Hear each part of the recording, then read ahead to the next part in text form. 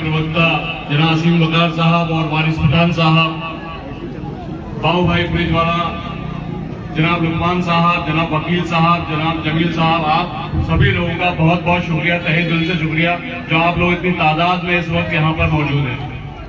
मैं आप सभी लोगों का बहुत बहुत शुक्रिया अदा करना चाहूँगा कि आपने अपने कीमती वक्त में कुछ वक्त हमारे लिए भी निकाला, मजलिस के लिए निकाला, मजलिस को मजबूत करने के लिए निकाला, लोगों को ये पैगाम देने के लिए निकाला कि राजस्थान में मजलिस आ चुकी है, हवा महल में मजलिस आ चुकी है और इंशाल्लाह 25 तारीख की फिजाओं में 25 तारीख को फिजाओं में पतंग ही पतंग लहराएगी इंशाल्लाह।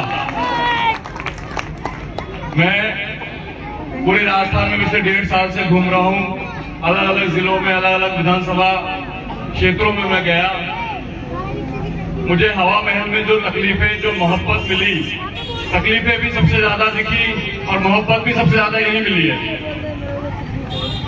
ये आप लोगों की मोहब्बत है कि मैं यहाँ से हवा महल विधानसभा क्षेत्र से चुनाव लड़ रहा हूँ, आप लोगों के बीच खड़ा हूँ, आप लोगों की तकलीफें दूर करने के लिए मैं खुद यहाँ आप लोगों के बीच आया हूँ।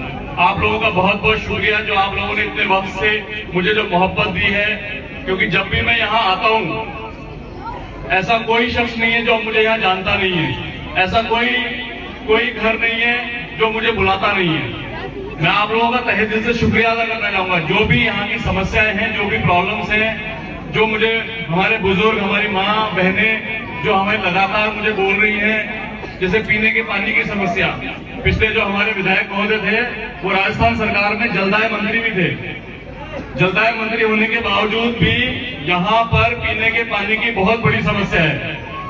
4-6 दिन में एक बार पानी आता है और किसी एक घर में आता है, किसी एक घर में आता है और बर्तनों की लाइन लग जाती है पानी भरने के लिए।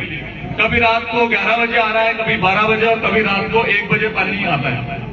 ये एक बहुत ही बड़ी समस्या है। तो ये बड़ी अजीब सी बात है कि जलदाय मंत्री के विधानसभा क्षेत्र में पीने के पानी की समस्या है।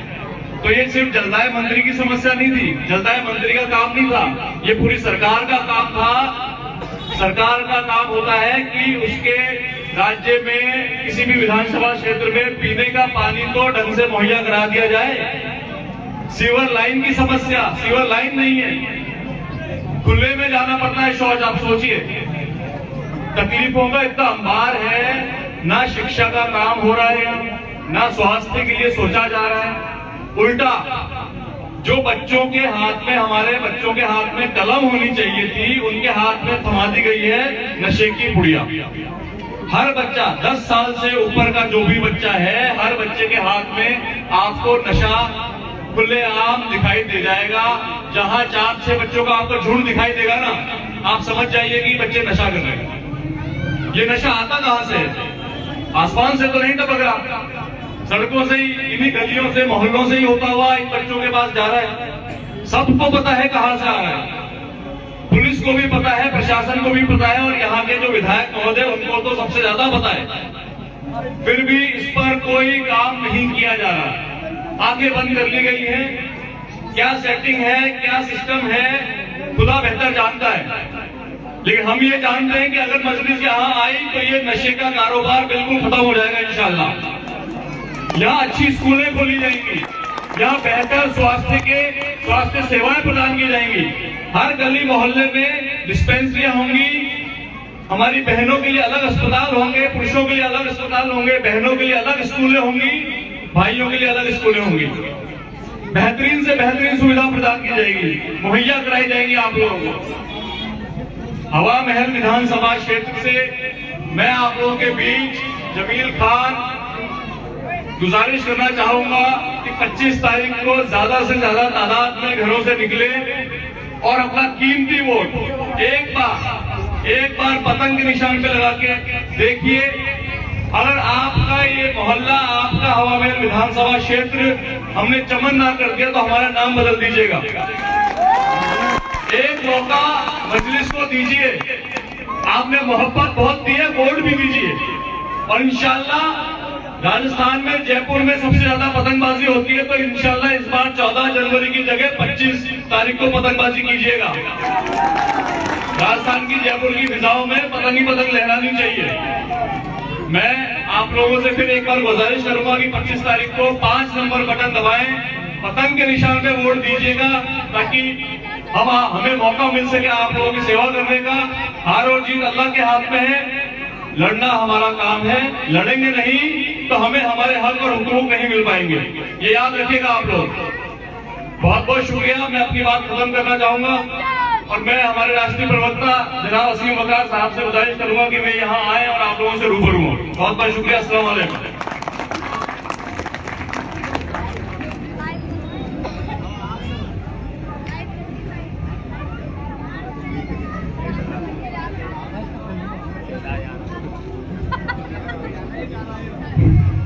अस्सलाम वालेकुम वरहमतुल्लाहि वबरकातुहू।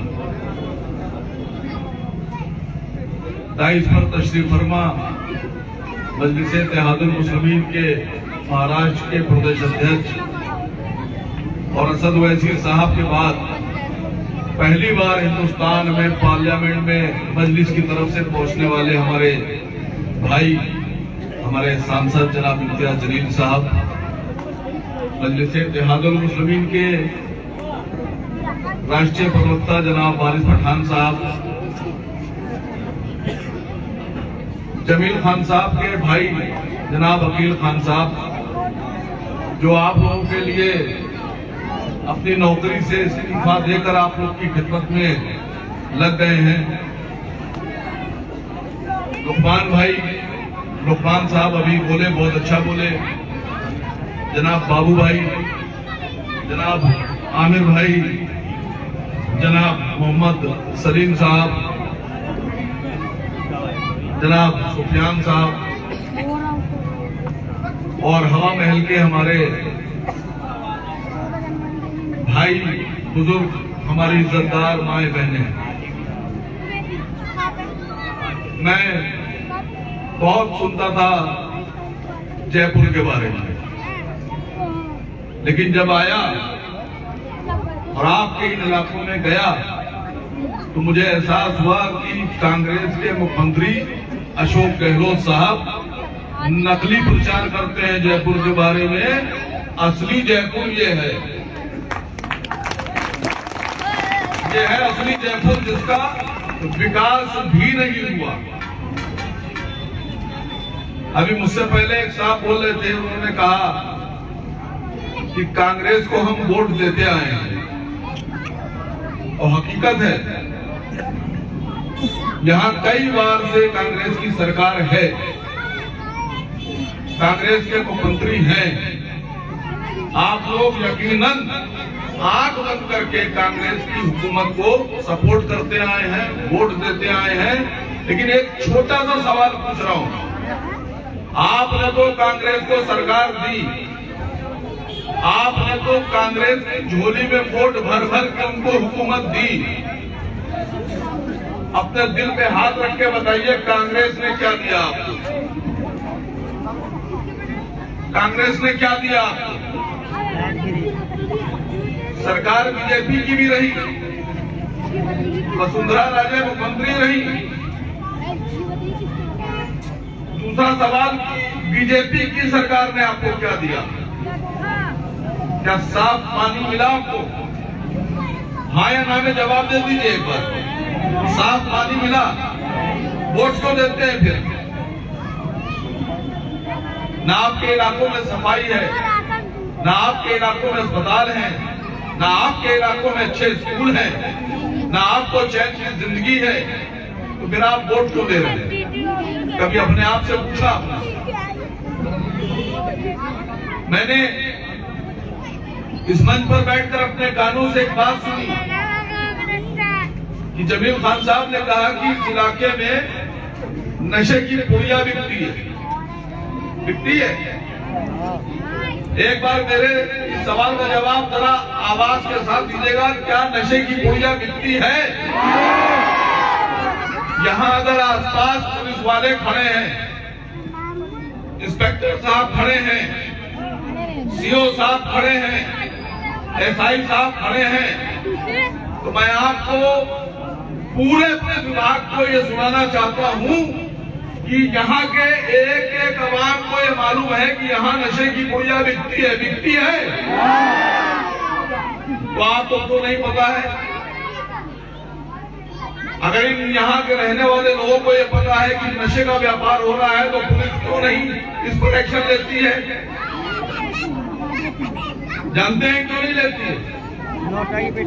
पता है आपको कि पुलिस एक्शन क्यों नहीं लेती है? पूरे भारत में, पूरे भारत में जितने भी अवैध काम हैं, जितने भी नाजायज काम हैं, जितने भी फ्रॉड के काम हैं, वो बिना हुकूमत के मिले हुए नहीं हो सकते। आपका विधायक भी इसमें इन्वॉल्व है, और जो लोग अवैध काम को रोकने के लिए जिनको नौकरी दी गई है, जिनको तनख्वाहें दी जा रही हैं, बिना उनकी मर्जी के ये नशे का काम नहीं हो सकता है। कितने लोग हैं जिनके बच्चे नशे की लत में पड़े हैं?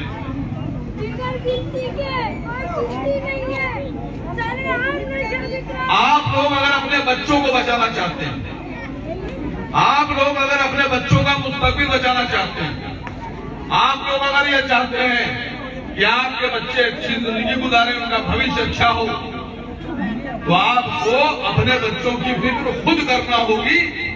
और फिक्र आप तब कर सकते हैं जब आप सरकार बदलेंगे, अपने इलाके का विधायक बदलेंगे।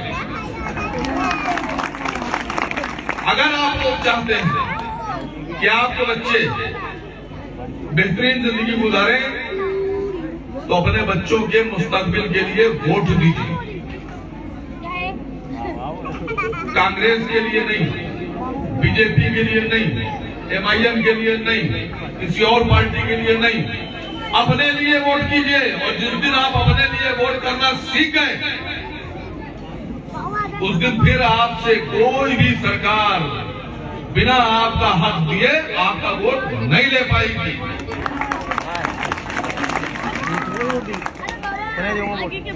हम लोग उत्तर प्रदेश के लखनऊ से आए, आप लोग की मोहब्बत में आए, जमीर खान साहब की मोहब्बत में आए। हम सब का एक एम है, हम सब ये चाहते हैं कि पूरे हिंदुस्तान में जो गरीब लोग हैं, दबे कुचले लोग हैं, जो जरूरतमंद हैं, उनकी जरूरतें पूरी हो, और जिनके साथ इंसाफ नहीं हो रहा उनके साथ इंसाफ हो। इस बात का डर बिल्कुल दिल से निकाल दीजिए कि अगर आप वोट नहीं देंगे तो फला सरकार आ जाएगी, अगर आप वोट नहीं देंगे तो फला सरकार आ जाएगी। ये बिल्कुल अपने दिलों से निकाल दीजिए। अगर कोई इंसान अपने हुकूक नहीं जानता है, अपनी लड़ाई खुद नहीं लड़ सकता है, तो आप ये दिमाग में डाल दीजिए, आपकी लड़ाई कभी आपका पड़ोसी आपके लिए नहीं लड़ेगा। आपका इस्तेमाल किया जा सकता है, आपकी ताकत का इस्तेमाल किया जा सकता है, आपके रुतबे का, आपके पैसे का, आपके रुपए का, सबका इस्तेमाल हो सकता है, लेकिन आपकी लड़ाई सिर्फ आपको लड़ना है, आपकी लड़ाई कोई और नहीं लड़ सकता। मैं चाहता हूं, अभी आपके बीच में बहुत से लोग 2 दिन के बाद आप लोग को ये कहेंगे, और हो सकता हो कह भी रहे हैं कि मजलिस भारतीय जनता पार्टी के एजेंडे पे काम कर रही है, या मजलिस जो है वो बीजेपी के लिए काम कर रही है, या मजलिस बीजेपी की एजेंट है, या मजलिस बीजेपी को जिताने के लिए काम कर रही है। होती ही बातें ये नहीं होती। एक बात खाली पूछिएगा उन लोगों से, जब कोई आपसे ये कहे कि मजलिस के कैंडिडेट को वोट देंगे तो बीजेपी जीत जाएगी, या मजलिस बीजेपी के लिए काम कर रही है, तो खाली इतना सा पूछिएगा कि भारतीय जनता पार्टी में और कांग्रेस पार्टी में फर्क क्या है, पूछिएगा। मध्य प्रदेश में चुनाव हो रहा है, जरूरत नहीं थी मुझे यहां मध्य प्रदेश की बात करने की, क्यों कर रहा हूं? मध्य प्रदेश में एक बाबा है, एक बाबा, वो बाबा कहता है कि हिंदू राष्ट्र बनाएंगे, सुना होगा आप सबने, और बड़े बड़े मंच पर बैठकर बड़ी ताकत के साथ चिल्ला के कहता है हिंदू राष्ट्र बनाएंगे। भारतीय जनता पार्टी के लोग उसको समर्थन करते हैं। कांग्रेस के जो वहां मुख्यमंत्री के दावेदार हैं, उनका नाम है कमलनाथ। कमलनाथ ने बाबा का, उसी बाबा का एक बहुत बड़ा प्रोग्राम अपने इलाके में किया, और जब कमलनाथ से पूछा गया कि ये बाबा तो हिंदू राष्ट्र बना रहे हैं, आप इनके पैर छू रहे हैं, इनकी आरती कर रहे हैं, तो क्या आप भी हिंदू राष्ट्र बनाएंगे? तो कांग्रेस के मुख्यमंत्री, पूर्व और होने वाले मुख्यमंत्री जो दावेदार हैं, उन्होंने ये जवाब दिया कि हमारी जनसंख्या बताती है कि हिंदू राष्ट्र है, हमें जबान से कहने की जरूरत नहीं है, ये हिंदू राष्ट्र है। आप लोग मानते हैं ये हिंदू राष्ट्र है? अब मैं आपसे पूछ रहा हूं, बीजेपी और कांग्रेस में फर्क क्या है? आप लोगों से ये भी कहा जाता होगा कि जमीर खान जीतेंगे नहीं, कहा जाता है, सरकार नहीं बना सकते, कहा जाता है। भारत में जो सरकार चल रही है 10 साल से कांग्रेस नहीं है। राहुल गांधी अपना चुनाव हार गए उत्तर प्रदेश में, तो क्या उन्होंने चुनाव लड़ना छोड़ दिया?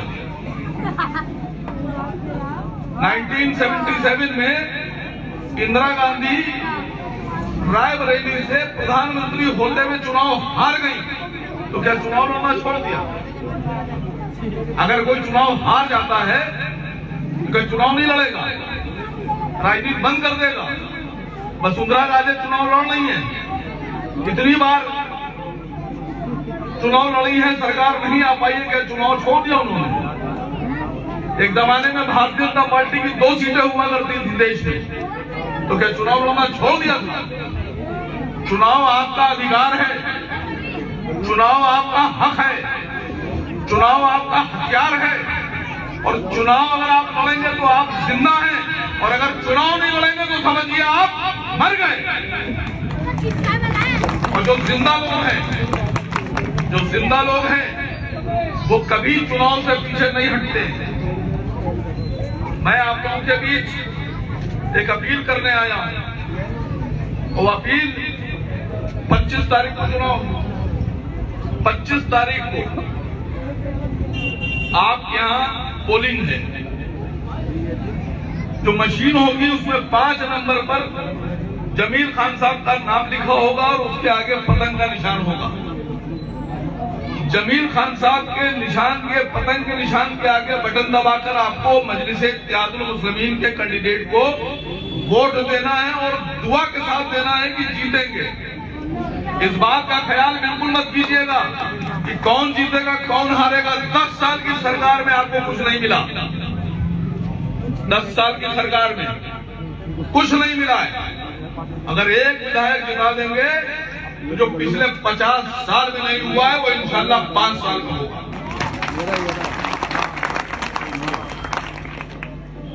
मैं बहुत लंबा भाषण देने नहीं आया है, मैं गुजारिश करने आया आप लोगों से कि अपने हक के लिए अपने हक को पहचान कर अपने लोगों को जिताइए, अपने लोगों के साथ खड़े होइए।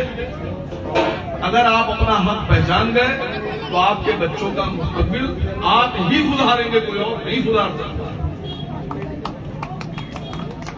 मैंने एक साहब ने मुझसे कुछ तंज कर दिया था, और बहुत उन्होंने इस तरह का तंज किया कि भी मुझे जवाब देना लाजिम हो गया। मैं छोड़ता किसी को नहीं हूं, मैं जवाब दे देता हूं। तो मुझसे कहने लगे आप MIM में रह के क्या कर लेंगे मेरा? मैंने कहा भाई देखो, मेरा नाम है आसिफ अतार, और सीधा सा सवाल है तुम्हारा, और सीधा सा जवाब दे रहा हूं कि कर्म करोगे कर्म करेंगे, सितम करोगे सितम करेंगे। हम आदमी हैं तुम्हारे जैसे, जो तुम करोगे वो हम करेंगे। 25 तारीख को जमील खान साहब को वोट देकर कामयाब कीजिए और इन सबको बताइए कि आप लोग जाग रहे हैं, आप लोग सो रहे हैं। आपके पास अब रास्ता भी है और आपका नेता भी है। आपका नेता असद ओवैसी। आपको जमील खान साहब का चेहरा नहीं देखना है, आपको पतंग का निशान देखना है और असद ओवैसी साहब का चेहरा देखना है। वो असद ओवैसी जिन्होंने पार्लियामेंट में आपकी लड़ाई लड़ी, वो पार्लियामेंट जहां कानून बनाए जाते हैं, वो पार्लियामेंट जहां एनआरसी सीए के नाम से डराया गया, वो पार्लियामेंट जहां बैठकर ट्रिपल तलाक जैसे फैसले करते हैं ये लोग बैठकर कि हम कानून बना देंगे। अगर आप लोग चाहते हैं कि आपकी शरीयत बची रहे, आपके बच्चों का मुस्तकबिल बचा रहे, आप खुशहाल रहे, तो आपको वोट देना है, अपनी पार्टी को वोट देना है, अपने लोगों के साथ खड़ा होना है। मजलिस-ए-इत्तेहादुल मुस्लिमीन सिर्फ मुसलमानों की पार्टी नहीं है। एक बात और साफ कर दूं, मजलिस-ए-इत्तेहादुल मुस्लिमीन सिर्फ मुसलमानों की पार्टी नहीं है। मजलिस-ए-इत्तेहादुल मुस्लिमीन हिंदुस्तान के हर मजलूम की आवाज है, चाहे हिंदू हो, मुसलमान हो, बैकवर्ड हो, दलित हो, पिछड़ा हो, अति पिछड़ा हो, क्रिश्चियन हो, सिख हो, सबकी आवाज मजलिस-ए-इत्तेहादुल मुस्लिमीन। और मैं समझता हूं कि आप लोग 25 तारीख को सही फैसला करें। मैं अपनी बात खत्म करना चाहता हूं और आपसे वादा चाहता हूं कि 25 तारीख को किसको वोट देंगे आप लोग? आप जमील भाई को तब वोट दे पाएंगे जब आप जमील भाई के चेहरे के साथ साथ ये याद रखेंगे कि आपको इस सोती हुई और इस बददाश्त सरकार को जवाब देना है, करारा जवाब देना है। जब आपको नशे की पूजा बंद कराने का ख्याल आएगा अपने इलाकों में, तब आप जमील भाई को वोट देंगे। जब आपको साफ सुथरे और अच्छे पानी की याद आएगी, साहब हमारे घरों में पानी नहीं आता है, कैसे आएगा? जमील खान साहब लेकर आएंगे, तब आप वोट देंगे। मैं अपनी बात इसी के साथ खत्म करता हूँ। अस्सलाम वालेकुम।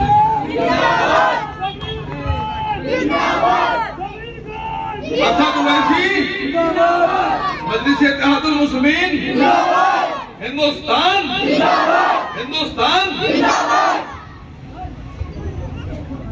अब हमारे बीच में वारिस पठान साहब आएंगे, जो कि महाराष्ट्र और पूरे हिंदुस्तान की दिलों की धड़कन है। जोरदार तालियों के साथ स्वागत करें। देखो देखो कौन आया, देखो देखो कौन आया।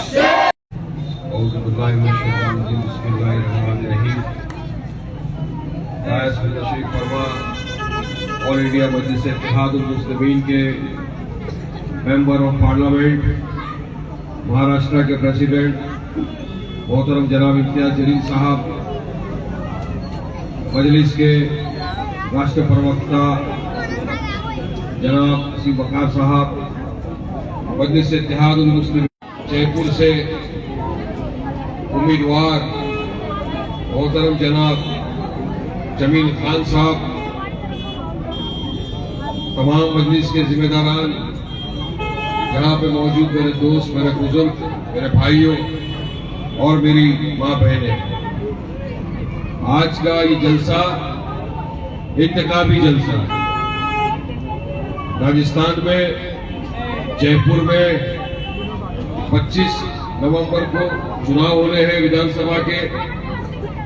जिस तरह मुख्तलिफ सियासत पार्टियों ने अपने अपने उम्मीदवारों को ठहराया है यहाँ से, इसी तरह पहली मरतबा मजलिस-ए-इत्तेहादुल मुस्लिमीन ने भी आपके अपने भाई, आपके अपने दोस्त, आपका अपना बेटा, आपका अपना कार्यकर्ता जमील खान जैसे शख्स को टिकट देकर आपके बीच में ठहराया। चुनाव आया है, काफी सियासत पार्टियां आपके बीच भी आएंगे, हम भी आएंगे, मगर देखने में ये आ रहा है कि कोई आए चलेगा, आम आदमी आ जाए चलेगा, बीएसपी आ जाए चलेगा, लेकिन मजलिस इत्तेहाद मुस्लिमीन अगर आ गई तो इनके सबके पेटों में दर्द होना शुरू। क्या तकलीफ, सब लोग हमारे लिए एक तरफ बीजेपी है, दूसरी तरफ ये जो सेक्युलरिज्म के चैंपियन अपने आप को बोलने वाली पार्टी है कांग्रेस, को बीच में हम न इनका हिस्सा है, न इनका जो गठबंधन बन गया है वो 26-28 पार्टियों का न इनका हिस्सा बनेगा कभी आगे बढ़ने की। मजलिस लड़ रही, 70-75 साल हो गए देश को आजाद हो, काफी चुनाव है, काफी मुख्तलिफ सियासत पार्टियां आपके बीच में आई, आपने सबको वोटों से नवाजा, मगर मुझे एक बात का यकीन है कि जयपुर की मेरी अवाम ने कभी भी बीजेपी को तो वोट नहीं दिया। आपने अपना कीमती वोट कांग्रेस को दिया, इक्तदार की कुर्सी पर आपने कांग्रेस को बिठाया, इक्तदार में आए, कुर्सी पर बैठे, पावर में आए, मगर फिर भी देश के मुसलमानों का हो या माइनॉरिटी का हो या जयपुर के मुसलमान और माइनॉरिटी का कोई फायदा नहीं किया, कोई भला नहीं किया, कोई काम नहीं किया। ये वारिस पठान आपके बीच में छाती ठोक के बोल सकते हैं,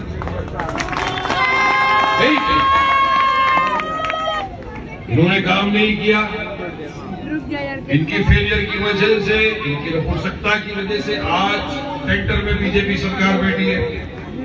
हम तो नहीं लड़े थे इतने सालों से, हम तो अभी अभी आए चुनाव लड़ने के लिए, तो हम आए मजलिस को अगर वोट दोगे तो बीजेपी जीत जाएगी, ये डर का माहौल पूरी तरह से लोग फैला रहे हैं। तो आप पूछे कैसा जीतेगी भाई, मजलिस तो पहली बार लड़ रही है ना, 540 लोकसभा की सीटें हैं पूरे देश में। मजलिस इत्तेहाद मुस्लिमीन ने 2019 का जो चुनाव आया था एमपी का, उसमें सिर्फ 3 सीटों पर अपने उम्मीदवारों को ठहराया। एक हैदराबाद से लड़े असद ओवैसी साहब, किशनगंज से लड़े अख्तर इमान साहब, और महाराष्ट्र के औरंगाबाद से लड़े इम्तियाज जलील साहब। 3 सीट पर हम सिर्फ लड़े, हमने 537 सीट कांग्रेस को दे दिया कि आप जाओ बीजेपी को हराना वोट नहीं कर सकते। यकीन मानो 3 सीट में से मजलिस को पूरे हिंदुस्तान में 2 जगह पे कामयाबी मिली है, 3 में से 2। ये एवरेज है हमारे इनका पूरे इंडिया। उसमें भी बीजेपी और शिवसेना का जो 4 टर्म का सिटिंग मेंबर ऑफ पार्लियामेंट का एमपी था औरंगाबाद में, महाराष्ट्र में, उसको कांग्रेस नहीं हरा सक रही थी कभी भी, मगर मजलिस इत्तेहाद मुस्लिमीन के सिपाही इम्तियाज जलील ने उसको उठा के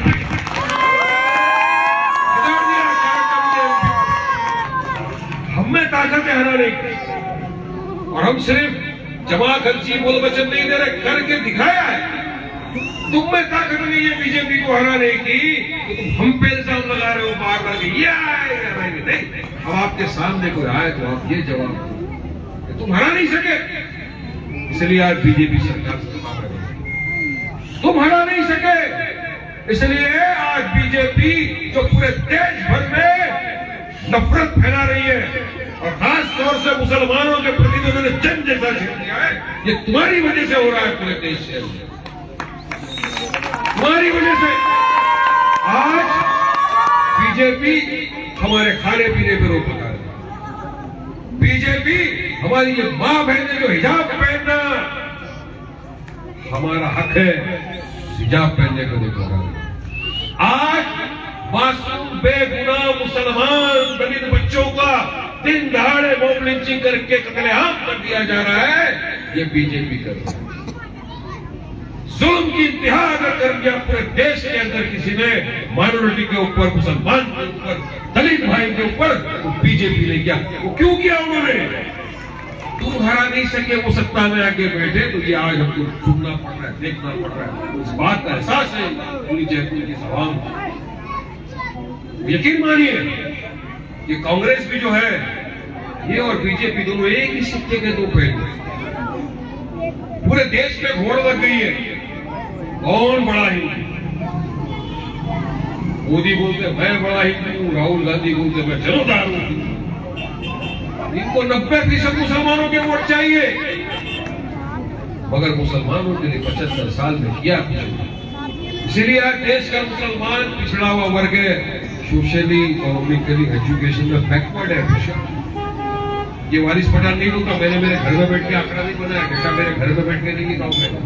ये 3 कमेटियों का रिपोर्ट है, Rahman committee, Sajjad committee. Report दर्शाता है कि देश का मुसलमान पिछड़ा हुआ वर्ग, अब तो हालत ये हो गई है कि हम हमारे दलित भाइयों से भी ज्यादा कौन इसका जिम्मेदार।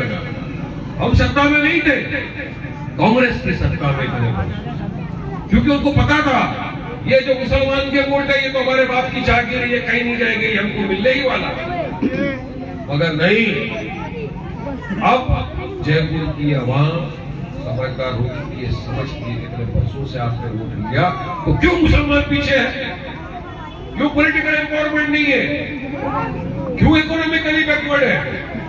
अब हम अपने हिसाब से हमारा वोट देंगे, मिस्टेक आपकी नहीं है, हम तो भोले भाले लोग हैं, हमारे पास कोई विकल्प नहीं था। एक तरफ बीजेपी थी, दूसरी तरफ कांग्रेस है। हमने हमारा कीमती वोट कांग्रेस को जाके दिया, लेकिन आज जयपुर की सभा के पास एक विकल्प, वो विकल्प है, उस पार्टी का नाम है ऑल इंडिया पीपल्स इत्तेहाद मुस्लिमीन, और उसके सदर का नाम है बैरिस्टर असदुद्दीन ओवैसी। वो असद ओवैसी जो हर मुद्दे पे आपके तमाम देश के मुसलमानों के लिए, दलित भाइयों के लिए, माइनॉरिटीज के लिए, हर शोबे में अगर किसी ने हमारे हक के लिए आवाज उठाई तो ये कांग्रेस वाले नहीं थे, वो शख्स था बैरिस्टर असदुद्दीन ओवैसी, मेरा आपका गाय। बाबरी पर जब बाबरी मस्जिद को हमारा शहीद कर दिया गया असद ओवैसी, दादरी पर मॉब लिंचिंग हो गई, ओवैसी साहब। CNRC का कानून ला रहे थे, ओवैसी साहब को। शरीयत में हमारी मदाखिलत की बात आ गई, उस वक्त भी आपकी हमारी आवाज किसी ने उठाया तो ओवैसी साहब। मॉब लिंचिंग हो रही है, यकीन मानिए अगर कोई आवाज उठा रहा है आपकी हमारी तरफ से तो कोई और नहीं, मेरा कायद बैरिस्टर असदुद्दीन ओवैसी। दादरी पे बोले ओवैसी, बाबरी पे बोले ओवैसी, ट्रिपल तलाक पे बोले ओवैसी, हमारी मॉब लिंचिंग कर दी जाए बोले ओवैसी, शरीयत में मदाखिलत हो जाए तो बोले ओवैसी। तो फिर आपके वोट का असली हकदार भी तो ओवैसी ही हुआ ना। हर जगह हमारे साथ रहे ओवैसी, तो वोट इनको क्यों देंगे भाई? इंजा पंजा को टाटा बाय बाय करके भगाना होगा, भी बहुत हो गया, बहुत हो गया ना। बोलने आएंगे ना, बोलने की ताकत हमें, इनसे ज्यादा पावरफुल आवाज भी है और जिगरा भी इनसे भारी है अपने। मुझे बताया गया अभी तो आए थे बीच में, क्या नहारी की चौकी में किधर आए थे? हाँ, निहारी का नाका इधर ही है ना। अभी जाओ, मैं भी वहाँ जाने वाला हूँ, निहारी का नाका पे थोड़ा निहारी भी खाएंगे। मैं सुना को आए थे नल्ला, नल्ला बहुत घूमते हैं, ओरिजिनल इधर खड़ा, इधर ओरिजिनल है तो सुन लो, नहीं बकवास वहां करके गए ना, तुम्हारी हर बात का मुझको जवाब दे सकता। लेकिन मुझे मेरे बड़े बुजुर्गों ने सिखाया, बेटा वाली याद रखना, ये चिलगों से बच्चे मार्केट में बहुत घूमेंगे, इनको जवाब देगा तो अपना वैल्यू डाउन हो जाएगा। तबीयत से जवाब दे सकते हैं इनको भेजा गया है यहाँ पे कि तुम जाओ डराओ कि अगर तुमने मजलिस-ए-इत्तेहाद मुस्लिमीन को वोट दे दिया तो बीजेपी जीत जाएगी। नहीं जीतती। अमेठी में मजलिस नहीं खड़ी थी, तुम्हारा दोस्त राहुल गांधी हार गया, हम तो नहीं खड़े, नहीं लड़े। हम ऐसी तो मैं लाइन से आपको जगह बता सकता हूँ जहां हम नहीं खड़े थे, वहां पर कांग्रेस हार गई और बीजेपी जीत गई। मगर इनको खुद के गिरेबान में कभी झांकते नहीं है ये लोग, तो पूरा अपना हार का ढेड़ा इस पर डाल दो मजलिस में।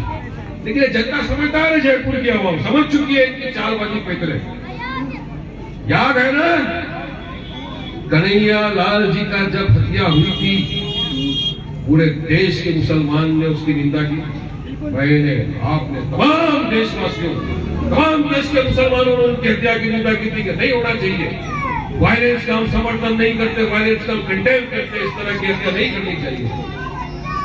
कन्हैया लाल घर वालों को कांग्रेस की गहलोत सरकार ने 50 लाख रुपया मुआवजा, 50 लाख दीजिए, अच्छी बात है, कोई ऑब्जेक्शन, कोई आपत्ति नहीं। मगर वहीं पर आप भी गए, यहां नासिर और जुरैर, इन दोनों की बर्बरता के साथ मॉब लिंचिंग कर दिया गया था, जिंदा जला दिया गया था, गाड़ी के अंदर उनको रखकर मार दिया गया था, उनको 2 घर के चिरागों को बुझा दिया गया था, उनके बच्चों को यतीम अनाथ कर दिया गया था। और जब उनके मुआवजे की बात आई, हमने आवाज उठाया। इन्होंने तो तब भी आवाज नहीं उठाया था क्योंकि उनकी सरकार यहाँ पे सत्ता में थी, डिस्टर्ब नहीं करना चाहते उनका, वो आवाज उठाई। यकीन मानिए यही कांग्रेस की सरकार, गहलोत जी की सरकार ने नासिर जुरैर के परिवार वालों को सिर्फ और सिर्फ 5 लाख रुपया मुआवजा, 5 लाख। कहा 50 लाख, कहा 5 लाख। इंसान की जान की कीमत में इतना बड़ा हेर फेर क्यों?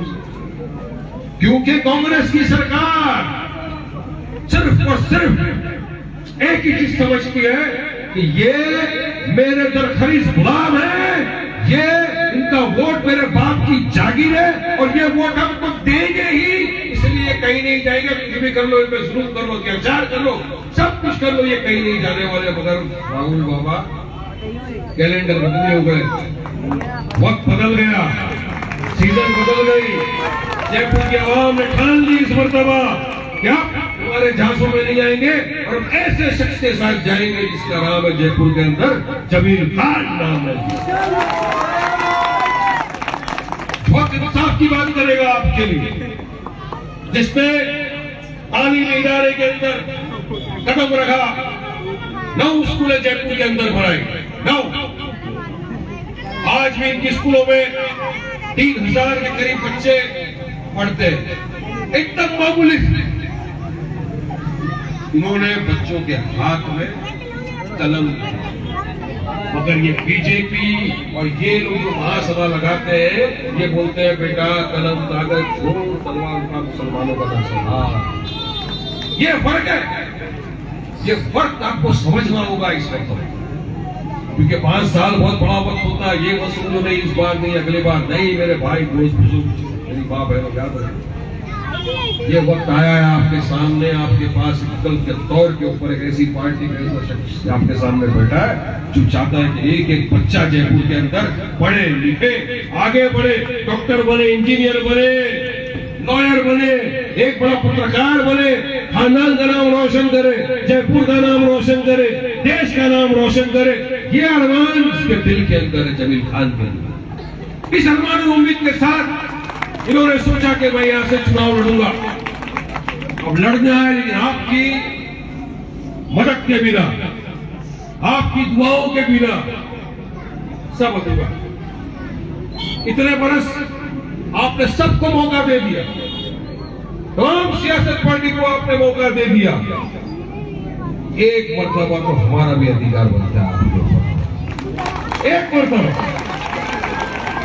एक मरतबा जितना अधिकार जयपुर की इस आवाम का वारिस पठान पर है, यकीन मानिए वारिस पठान का भी इतना ही अधिकार जयपुर के मेरे भाई बहनों पर है। मेरा तो आपसे कलमे से भी रिश्ता है, आप मेरे कलमा दुआ को भाई बहने भी हो। मैं इस रिश्ते से भी आपसे बोल रहा हूँ, रिक्वेस्ट कर रहा हूँ, दरखास्त कर रहा हूँ, एक मरतबा मजलिस इत्तेहादुल मुस्लिमीन को वोट देकर। मैं तो हर तरफ पूछता हूँ, टीवी डिबेट्स हो, चाहे इंटरव्यू, कहीं भी मुझे लोग मिलते हैं, बड़े मंत्री भी कहीं मिल जाते हैं, मैं उनको पूछता हूँ बताओ मुझे कोई एक ऐसी पार्टी, बताओ मुझे कोई ऐसा नेता, ऐसा कोई लीडर बताओ जिसने अपने हलके में 12 स्कूलें बनाई हो, टॉप क्लास। मुझे कोई ऐसा नेता बताओ, ऐसा लीडर बताओ जिसने अपने हलके में 4 अस्पताल खोले हो, जिस हॉस्पिटल के अंदर अगर आपने 30 रुपए के अंदर एक कार्ड निकाला तो 3 महीने आपका इलाज टोटल फ्री है डिपार्टमेंट। किसी के पास जवाब नहीं। क्या आपके पास कोई ऐसा नेता है जिसके पास ये सब कुछ है? आपका जवाब तो खड़ा है? कोई देखा है किसी को? इतने 10 स्कूल बनाना, 17,000 बच्चों को तालीम देना, 4 अस्पताल नहीं है ना? मेरे पास है, मैं बताता हूं वो कौन है। वो है मेरे कायद ओवैसी ब्रदर, जिन्होंने तेलंगाना के अंदर 12 स्कूलें, 4 अस्पताल, 17,000 बच्चों को पढ़ा रहे हैं। ये है मजलिस का काम। ये काम की बुनियाद पर हम पूरे देश के अंदर जा रहे हैं, पूरे हिंदुस्तान के अंदर लड़ रहे हैं। हार जीत अल्लाह सुब्हानहू तआला के हाथ में। आज हारे कल जीतेंगे इंशाअल्लाह ताला। जिंदगी की यही रीत है, हार के बाद ही जीत है। डर के बैठता नहीं।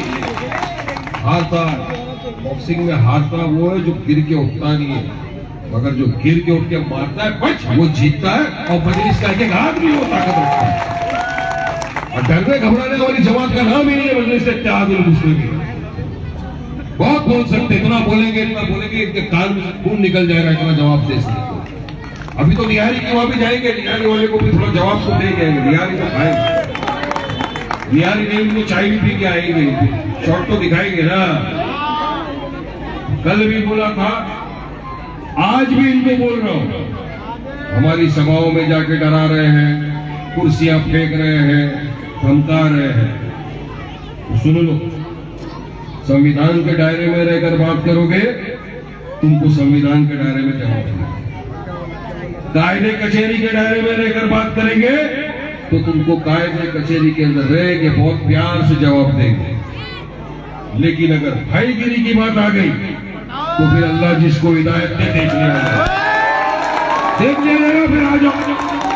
फिर डराना धमकाना नहीं, आपको डरने की कोई जरूरत नहीं है।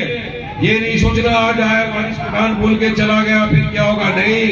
आते रहूंगा आपके पास, हक से आऊंगा, आपके घर पे बैठ के चाय पी के जाऊंगा मैं। मेरे लोग हैं, हक से आएंगे, हम आपके बीच में चाय ठंडा पी के जाएंगे आपके घर में आके। लिहाजा अभी आपसे अपील ये करना है कि जयपुर के अंदर डेवलपमेंट का बहुत काम बाकी है, बहुत काम करना है। ये लोग नहीं करेंगे उस काम को, इनको सिर्फ सत्ता में बैठकर मलाई खानी है। मगर मजलिस चाहती है कि जयपुर में भी ऐसे हॉस्पिटल बने, ऐसी स्कूलें बने जो तेलंगाना के अंदर हमने बनाए। ये अरमान, ये मंशा, ये इरादा बैरिस्टर असदुद्दीन ओवैसी साहब का और अकबरुद्दीन ओवैसी साहब का है। आपने दुआओं से नवाज दिया तो जरूर मजलिस को कामयाबी मिलेगी। मगर मैं एक सवाल भी आपसे पूछूं, ऐसी क्या कमी है जमील साहब में जो इसमें सवाल है? कोई कमी है? उससे ज्यादा हैंडसम है, उससे ज्यादा पढ़ा लिखा है, उससे ज्यादा ईमानदार है, उससे ज्यादा काम करने की ढास रखता है, उससे ज्यादा आपके बीच में रहेगा, उससे ज्यादा आपका काम करेगा, उससे ज्यादा आपके कांधे से कांधा मिलाकर पूरे जयपुर में विकास करेगा। तो फिर उसके साथ क्यों जाना, इसके साथ क्यों नहीं? भाई कोई वजह को कोई वजह नहीं है, कोई वजह नहीं है। अगर जयपुर की आवाम ने ठान लिया ना कि नहीं, मान लो चलो एड़ा दीवाना आया था वारिस पठान मुंबई से, बोला चल एक बार उसकी भी मान के डाल देते, वो यकीन मानो जयपुर बदलेगा। आपके बच्चों का विकास होगा, आपके बच्चों को भी अच्छी तालीम मिलेगी, आपको अच्छे रास्ते मिलेंगे, आपको अच्छा पानी, फैसिलिटी, सब कुछ जो जो मैनिफेस्टो में लिखा हुआ है ये तो आपके पास है ही, ये मिलेगा। लेकिन आपको करना ये होगा कि 25 तारीख के दिन सुबह में, मौलाना 25 तारीख को सुबह सुबह आपका फर्ज बनता है सबको जगाना, फोन कर करके उठाओ, उठो, फजर की नमाज पढ़ो, तैयार हो, पड़ोसी को लो, खाला को लो, चाचा को लो, मामा को लो, गुमानी को लो, तमाम को लो, वोट डालो। और जब रास्ते में चलते हुए जाओ पोलिंग बूथ की तरफ, तो अपने दिमाग में ख्याल रखना कि जब मेरी बेटी के हिजाब पे बात आई थी तो कौन बोला था? ओवैसी। जब मेरे ट्रिपल तलाक पे बात आई कौन बोला? ओवैसी। जब हमारे बच्चों को मारा जाता था कभी गाय के नाम पे, कभी 6000 के नाम पर, तो हमारे हक की लड़ाई कौन लड़ा? ओवैसी। आज हमको अगर आगे बढ़ना, हमारे बच्चों का मुस्तकबिल संवारना है, तो हमको सामने अगर कोई दिख रहा है तो हमारा भाई कौन दिख रहा है? ओवैसी। अगर ये आपने सोच लिया रास्ते में जाते वक्त, यकीन मानो अल्लाह सुब्हानहू व तआला आपके दिलों में ऐसी बातें उतारेगा कि आप जाओगे और सीधा 5 नंबर पतंगे बटन पे टाट देंगे। ये होगा, ये हो सकता है, हुआ है। बहुत से लोग कहते नहीं हम तो कांग्रेस ही है बचपन से। अरे छोड़ो, गया। 25 तारीख को सोचिए, घर से निकलिए, बिस्मिल्लाहिर्रहमानिर्रहीम बोल के आगे बढ़िए। मजलिस जो उम्मीदवार है जमीन साहब आपके यहाँ से खड़े हैं, इनका बटन नंबर है 5, निशानी है पतंग। पतंग जो हवा में उड़ती है ना, और ये मजलिस का मांझा माशाल्लाह इतना मजबूत है कि इनके मांझे में ताकत नहीं अपने को काटने। फेरे टोटल फेरे का मांझा एकदम घट के बना हुआ है। एक एक मजलिस का सिपाही एकदम घटा हुआ है, फिर घास खड़ा रहता है, डरते घबराते किसी के बाप से भी नहीं। हाँ, एक रिक्वेस्ट है, आइए कांधे से गाना मिलाकर हमारा साथ दीजिए, मजलिस को कामयाब करिए। यकीन मानिए राजस्थान के अंदर मजलिस कामयाब हो गई, जयपुर में मजलिस कामयाब हो गई, तो पूरे देश में बहुत जबरदस्त मैसेज जाएगा कि अब वही जीतेगा जो हमारा काम करे। अब हम उसी के साथ जाएंगे जो हमारे साथ हमारे पूरे वक्त में खड़ा है। लिहाजा वक्त बहुत हो गया, आप तमाम का बहुत बहुत तहे दिल से शुक्रिया अदा करता हूँ। आप यहाँ आए, हमको सुना, 2 अल्फाज बोलने का मौका दिए। 25 तारीख बटन नंबर 5, निशान पतंग, काइट, पतंग पतंग पतंग। शुक्रिया। अस्सलाम वालेकुम रहमतुल्लाहि व बरकातहू। नारे बाद में मारेंगे। अब हमारे बीच में जनाब इम्तियाज जलील साहब, जिन्होंने कांग्रेस बीजेपी आरएसएस के जो गठबंधन था औरंगाबाद में, उस सीट से 20 साल का रिकॉर्ड तोड़ के उन लोगों को हरा करके मजलिस का झंडा कायम किया।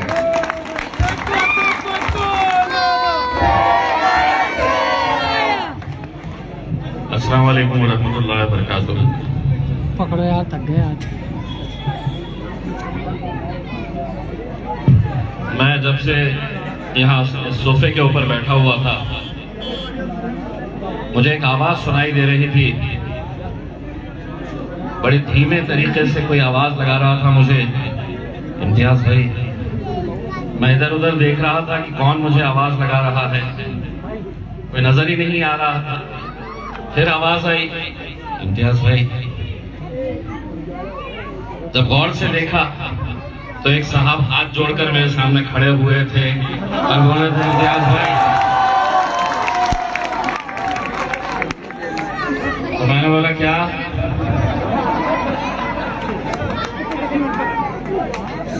बोला छोटे खड़े रहो, अभी मैं बोल रहा हूँ, जितना बोल रहा हूँ उतना सुनो। और उनको भी बोलो मैं आएगा हूँ, हाथ जोड़ के खड़े रहना ऐसी आदत नहीं है हमारे को। मुझसे पूछ रहे थे यहाँ क्यों आए? सुनो,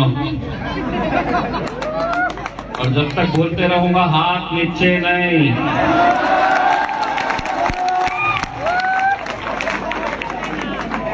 अगर तुम मेरे नौजवानों के साथ नाइंसाफी करते रहेंगे, मैं आता रहूंगा।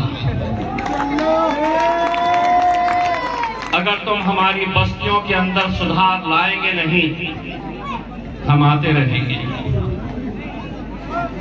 अगर जुल्म और ज्यादती होने के बावजूद भी अगर तुम खामोश बैठे रहेंगे, तो हम आते रहेंगे। आज अल्हम्दुलिल्लाह जयपुर में हमारे भाई जमील खान साहब के लिए इस चुनावी सभा के लिए जब हम आ रहे थे तो रास्ते में भारतीय जनता पार्टी का अलग अलग चौराहों के ऊपर एक होर्डिंग लगी हुई थी, एक पोस्टर लगा हुआ था जिसमें एक नौजवान लड़के की तस्वीर है, मोदी जी की तस्वीर है और उसके ऊपर ये लिखा है, रोजगार पाएंगे भाजपा को लाएंगे।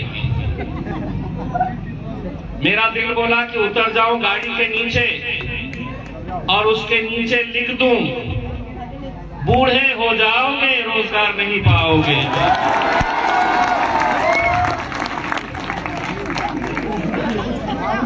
बोल बच्चन अगर किसी से सीखना है, लंबी लंबी लंबी लंबी फेंकना अगर किसी से सीखना है तो किससे सीखना है? किससे? किससे? अगर बोलो दिल खोल के, हम है ना यहाँ पे।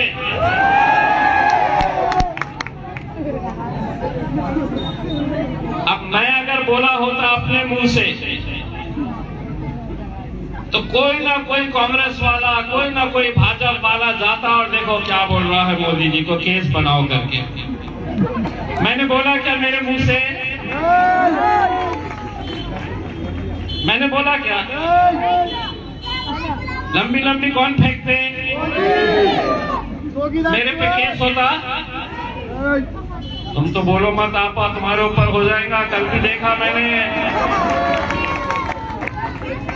कल आपका जोश देख के तो मुझे ऐसा लगा कि मशीन अगर आपके सामने आ गई ना तो पतंग का निशान देखेंगे और तोड़े जब तक मारते रहेंगे उसको, पतंग पतंग पतंग पतंग पतंग पतंग पतंग पतंग।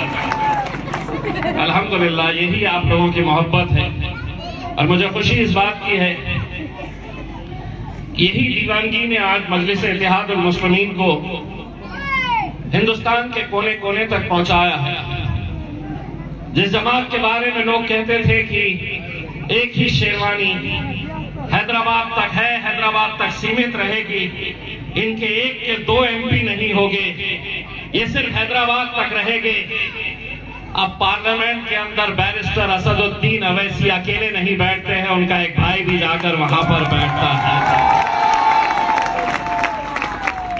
और कैसे मुमकिन हुआ? जैसे वारिस भाई ने बताया, 20 साल ये कौम वोट देती थी कांग्रेस को, जीत कर आती थी शिवसेना। 20 साल ये कौम देती थी वोट कांग्रेस को और जीत कर आती थी भाजपा। 20 साल तक। 20 साल के बाद हम मैदान में उतरे और हमने ये पंजे वालों से कहा कि अब हटो, बाप आ रहा है।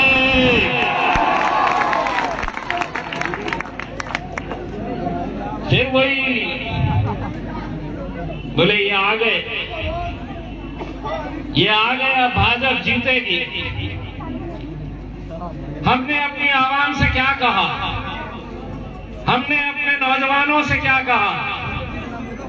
हमने कोई बहुत बड़ा मौजज़ा किया ऐसा नहीं है। हमने उनको ये कहा कि एक मर्तबा एक ताकत बनकर खड़े तो रहो। मैंने कहा उनसे कि अगर इम्तियाज जलील 3 लाख अगर वोट ले लेता है और 3 लाख वोट लेकर अगर मैं जीतता नहीं हूं, मैं हार जाता हूं 3 लाख वोट लेकर, तो उस हार में भी इम्तियाज जलील की जीत रहेगी, क्योंकि हमने 3 लाख मुसलमानों को मुत्तहिद करने का काम किया। मैंने अपने नौजवानों से, ऐसे ही नौजवानों से कहा कि एक धक्का लगाओ तो सही, ऐसा धक्का लगाए कि 3 लाख तो छोड़ो, 4 लाख वोट दिए मुझे और 4 लाख वोट से मेरा हरा के आए। अगर इम्तियाज जलील औरंगाबाद में कर सकता है तो मेरा भाई जमील खान यहां पर हवा महल में भी कर सकता है। लेकिन नहीं, बटे हुए हैं हम, बिखरे हुए हैं हम। इलेक्शन का वक्त आया है, ये जितने भी यहां पर खड़े हैं, इतनी गवाही तो मैं दे सकता हूं कि इनके अंदर कौम का दर्द है। इन्हें कहीं ना कहीं ये एहसास है कि मेरी अपनी क़यादत खड़ी होनी चाहिए, वरना क्या वजह है कि पूरे महाराष्ट्र के अंदर 48 सीटें हैं लोकसभा की, कांग्रेस ने एक को भी टिकट नहीं दिया, भाजपा ने एक भी मुसलमान को टिकट नहीं दिया, शरद पवार की पार्टी एनसीपी ने एक भी मुसलमान को टिकट नहीं दिया। अगर पूरे महाराष्ट्र से एक मुसलमान एमपी चुनकर आया है तो वो तुम्हारा बेटा और तुम्हारा भाई इम्तियाज जलील है। जीत के आ गए, पार्लियामेंट में गए तो इतनी तकलीफ उनके कितने हैं पता है? भारतीय जनता पार्टी के कितने हैं? मौलाना सही बोला मैंने, आपने जो सुने हैं वो सही।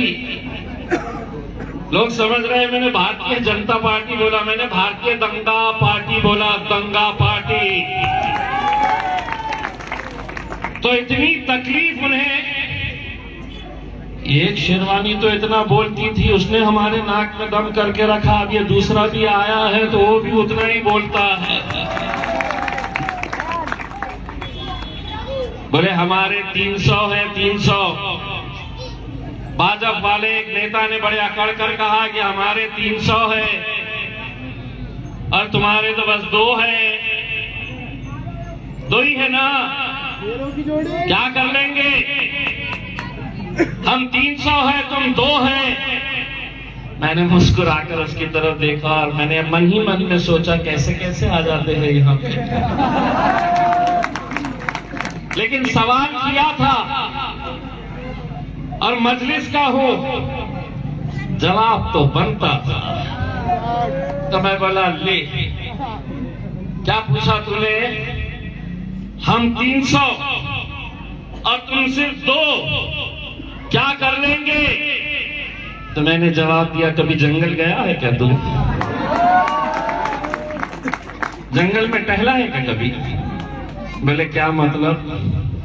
मैंने कहा कि जंगल में कुत्ते, बिल्ली, भेड़, बकरी, इनकी गिनती नहीं होती है, शेर कितने हैं ये देखे जाते हैं।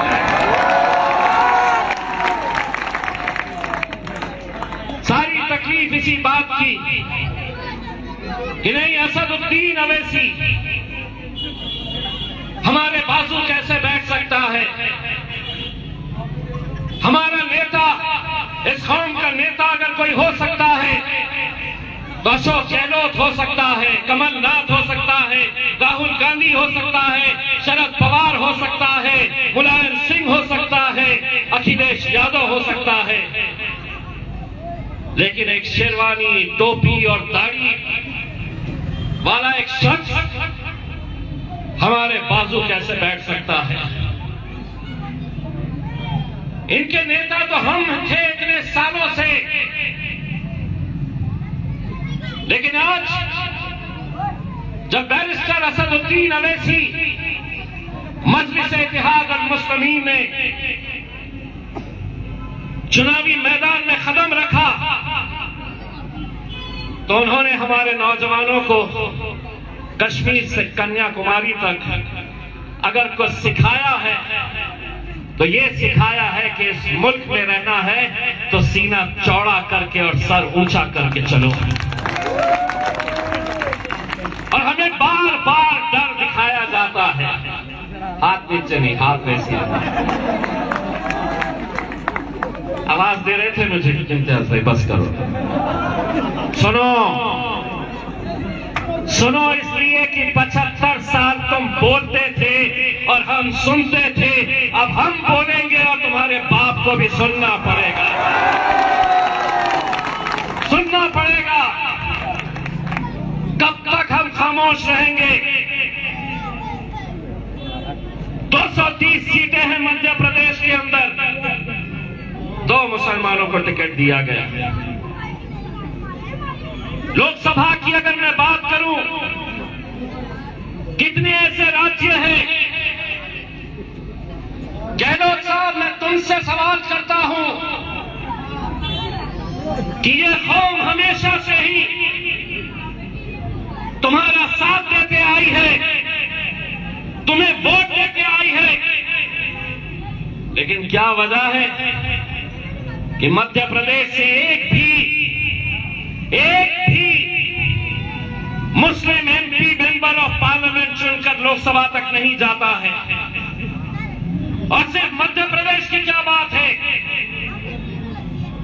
गुजरात से एक भी नहीं, राजस्थान से एक भी नहीं, उत्तराखंड से एक भी नहीं, झारखंड से एक भी नहीं, दिल्ली से एक भी नहीं, एक भी नहीं मेंबर ऑफ पार्लियामेंट उस लोकसभा के अंदर जहां सिर्फ अब कानून दूसरे तरह के नहीं, हमारे मजहबी कानून के फैसले भी अब वहां पर लिए जा रहे हैं।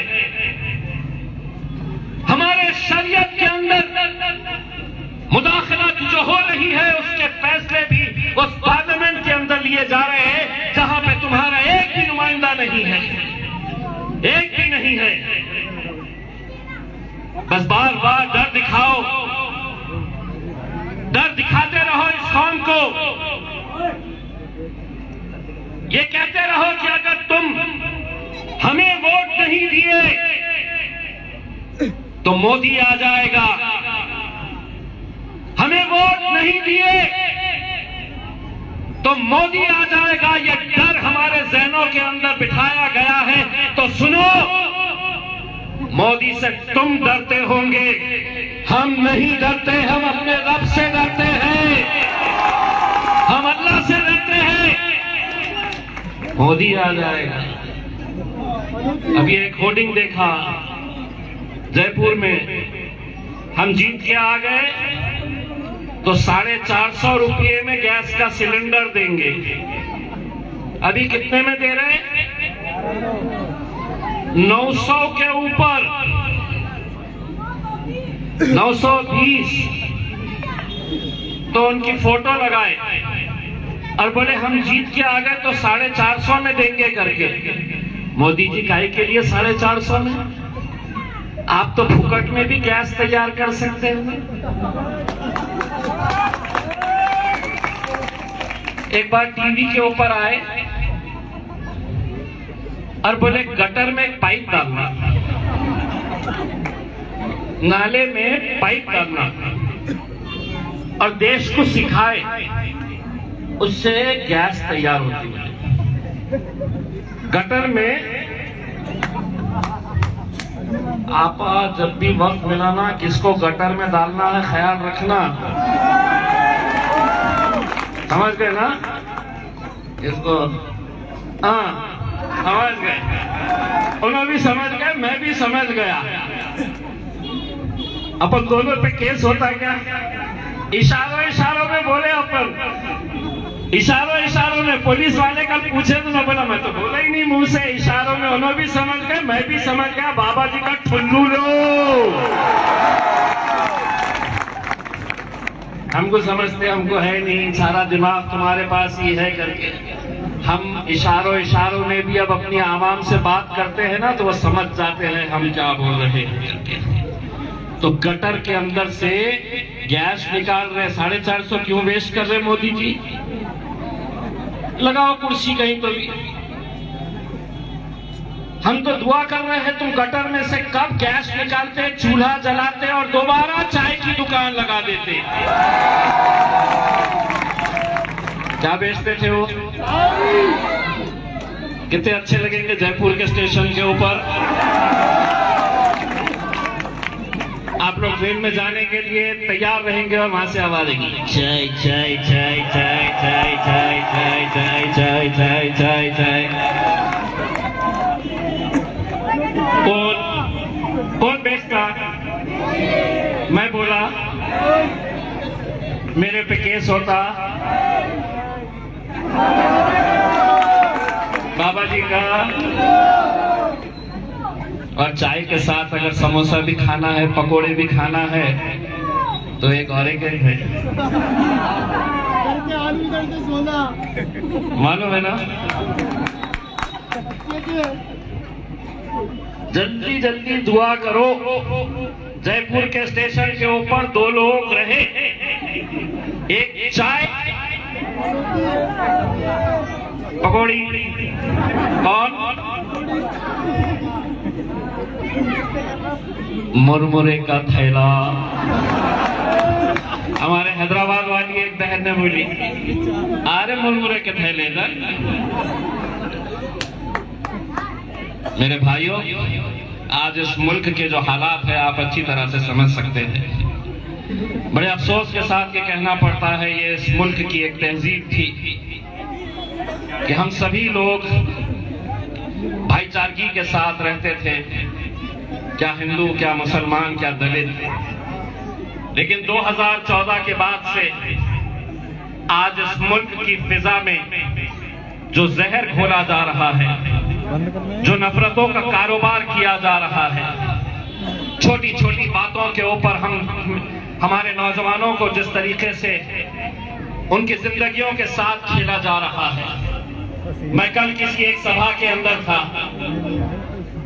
वहां पर एक किस्सा सुनाया। 32 साल का एक नौजवान लड़का, महज 32 साल का, महाराष्ट्र के सतारा जिले का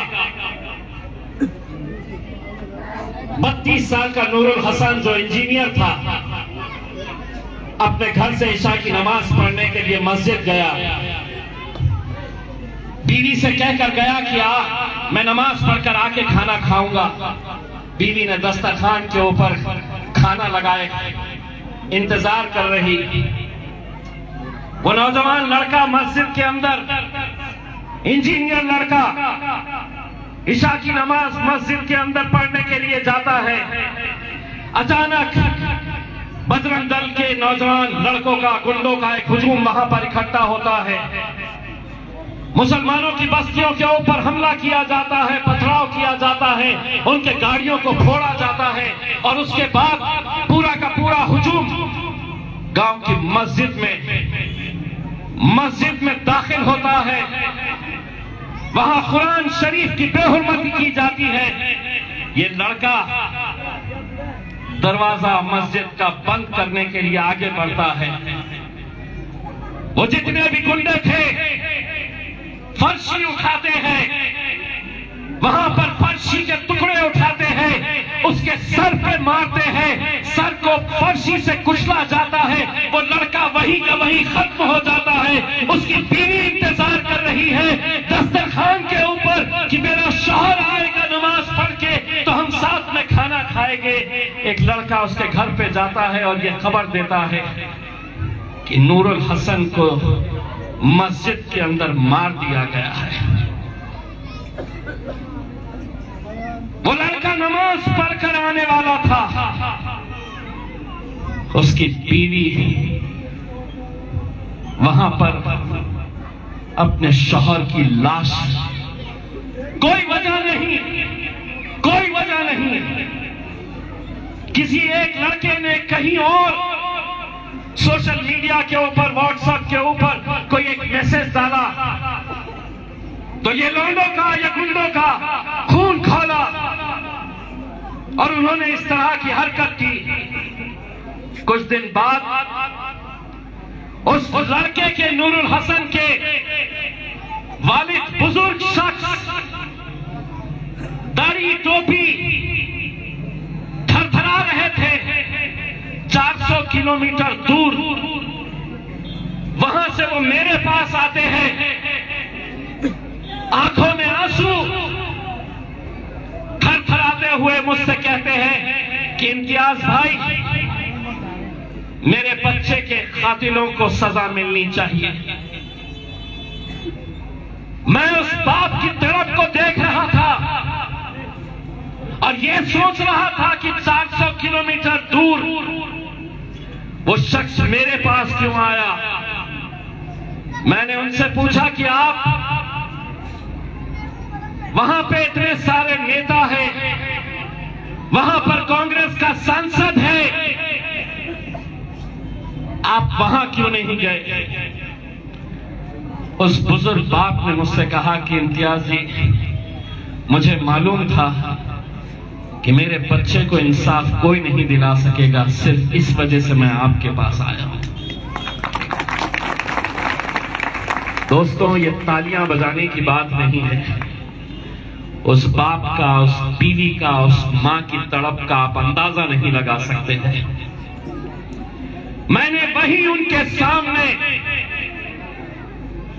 और ये मैं अल्लाह का लाख लाख शुक्र अदा करता हूं कि 5 साल मैं क्या काम किया मुझे पता नहीं, मैं कितनों को खुश किया मुझे पता नहीं, लेकिन अल्लाह रब्बुल इज्जत ने मुझे उस मुकाम के ऊपर पहुंचाया कि मैं उसके सामने ही पुलिस के एसपी को फोन लगाया और उनसे कहा कि अगर 3 दिन के अंदर ये गुंडे मवालियों को अगर गिरफ्तार नहीं किया गया तो चौथा दिन मेरा रहेगा। अल्हम्दुलिल्लाह 3 दिन के अंदर 35 बजरंग दल, विश्व हिंदू परिषद, भाजपा के गुंडों को गिरफ्तार किया गया और उनके ऊपर मर्डर का, हत्या का केस लगाया गया। ये कितने वाकयात जयपुर में हो रहे। हाँ वो नूरुल हसन कितनी देर में? तुम्हारे लिए क्या है, मेरे लिए क्या है। मेरा उस लड़के के साथ भी एक रिश्ता था और रिश्ता है, और वो रिश्ता है ला इलाहा इल्लल्लाह मुहम्मदुर रसूलुल्लाह। मेरा कलमे का रिश्ता है, मेरा भाई है वो। मोदी जी, चुनाव आएंगे, चुनाव जाएंगे, कोई हारेगा, कोई जीतेगा। एक बात समझ लो, ये गरीब लोग, ये मजलूम लोग रोजी रोटी कमाकर अपनी जिंदगी गुजार रहे हैं। ये मुल्क जितना आपका है उतना हमारा है। इसीलिए आपसे कहता हूं कि रोटी का कोई मजहब नहीं होता है, पानी की कोई जात नहीं होती। जहां इंसानियत जिंदा है वहां मजहब की कोई बात नहीं होती। इस मुल्क में कोई कहता है कि हिंदू खतरे में है, कोई कहता है कि मुसलमान खतरे में है। धर्म का, मजहब का चश्मा उतार कर देखो तो पता चलेगा कि मोदी तेरे राज में तो सारा हिंदुस्तान खतरे में है, सारा हिंदुस्तान खतरे में है। मेरे भाइयों, हमें मोहब्बत का पैगाम देना है। मजलिस इत्तेहादुल मुस्लिमीन यकीनन उन मजलूमों की, उन मुसलमानों की, उन दलितों की, उन पिछड़ों की आवाज उठाती रहेगी। और तिवारी जी, अगर आप इस कौम के साथ इंसाफ करेंगे तो मजलिस के लिए जगह नहीं रहेगी। तुम नाइंसाफी करते रहो, मजलिस पूरी ताकत के साथ तुम लोगों के बीच में आएगी, पूरी ताकत के साथ, पूरी मजबूती के साथ आएगी। क्योंकि हमने 75 साल जो नाइंसाफियां सही है, कहीं ना कहीं हमें सोचना चाहिए। मेरे भाइयों, मैं आपसे ये अनपन गुजारिश करने के लिए आया हूं। जमील खान आपका भाई है, आपका बेटा है। दूसरे सियासी पार्टियां, भारतीय दंगा पार्टी आज से 20 साल पहले, महज 20 साल पहले दंगा पार्टी के महज 2 सांसद चुन के आते थे, 2, आज उनके 300 हो गए। आज से 20 साल पहले हमारे 47 सांसद जाते थे।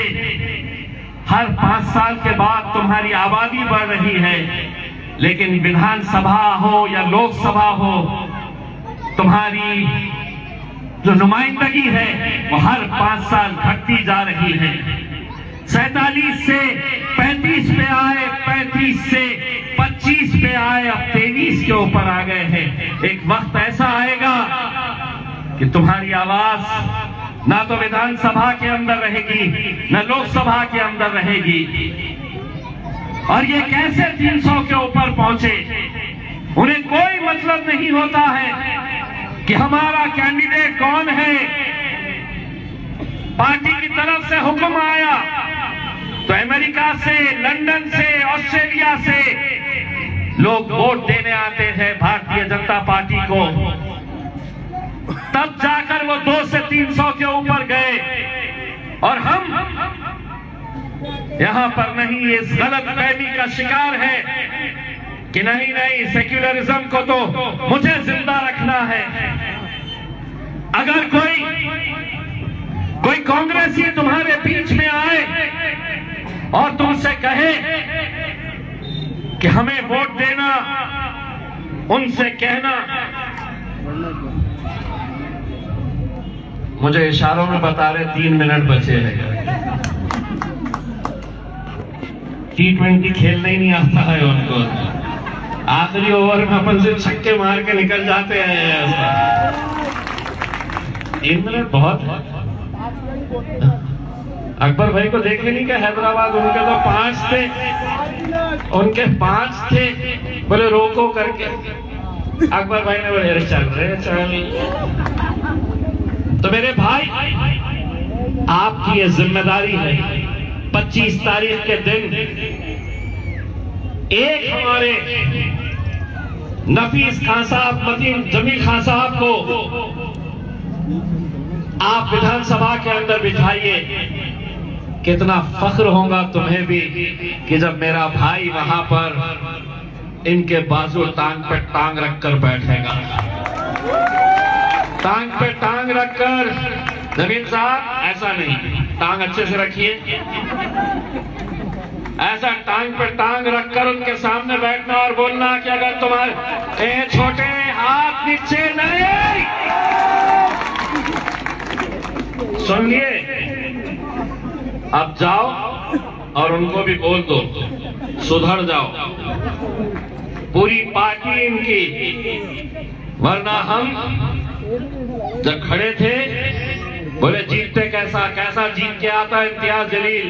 जब जीत के आ गया तो कांग्रेस का एक बड़ा नेता औरंगाबाद में आया और आकर भाषण देते हुए बोला ये जो जीता है ना एमआईएम वाला औरंगाबाद से, ये एक्सीडेंट था, एक्सीडेंटली जीत गया। क्या बोला? एक्सीडेंटली जीत गया। मैंने संभाल लिया और मैंने बोला अगर ये एक्सीडेंट था तो इंशाल्लाह जहां जहां पर भी इलेक्शन होंगे वहां ऐसे एक्सीडेंट होते रहेंगे। तो तय कर लिए है कि अपने को देना है वोट तो किसको देना है। खाला तुम खड़े रहो, पतंग उड़ाते कैसा? उड़ाओ सब जने उड़ाओ, पतंग पतंग पतंग पतंग पतंग पतंग। और अब ये खाला बताएंगे कि 25 तारीख के दिन पतंग कैसी उड़ने वाली है और आप लोगों को खाला के पीछे पीछे उड़ाना है पतंग। चलिए पतंग पतंग पतंग पतंग पतंग पतंग पतंग पतंग। बस जाते जाते दोनों हाथ ऊंचा करके मेरे साथ आवाज से आवाज लगाइए, नारे तकबीर, नारे तकबीर, नारे तकबीर। छोटे अब हाथ नीचे कर दो।